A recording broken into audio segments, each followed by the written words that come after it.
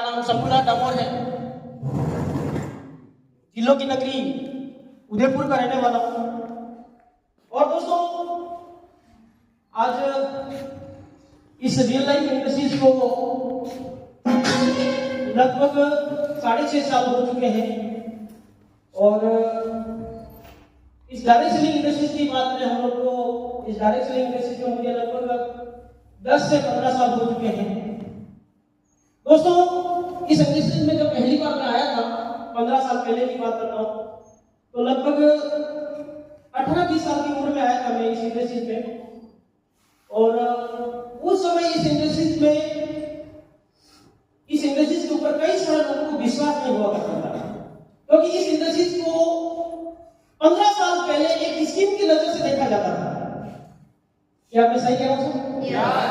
आज ये बहुत बड़ा बिजनेस हो चुका है, लेकिन उस जमाने में इसको स्कीम की नजर से देखते थे लोग।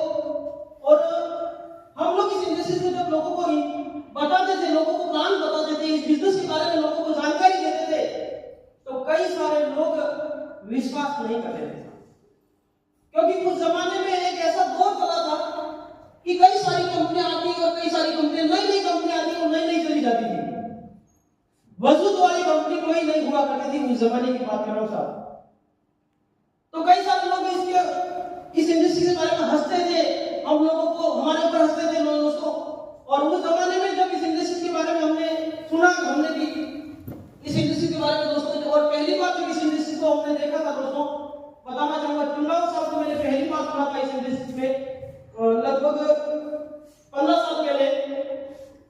और उस जमाने में इस तरीके से ये मीटिंग नहीं हुआ करती थी साहब। 1 by 1 हम लोग प्लान करते थे। मीटिंग कभी कभार होती थी 2 महीने 3 महीने में। और इस इंडस्ट्री को पहली बार मैंने भी अपने आप में नाम सुना होगा, दरियावत के पास में डुंगला करते हैं। पहली बार इस इंडस्ट्री को मैं डुंगला में देखने गया था, क्योंकि रात हम प्रोग्राम का चुनाव साहब का, उस समय से इसको देखा था दोस्तों।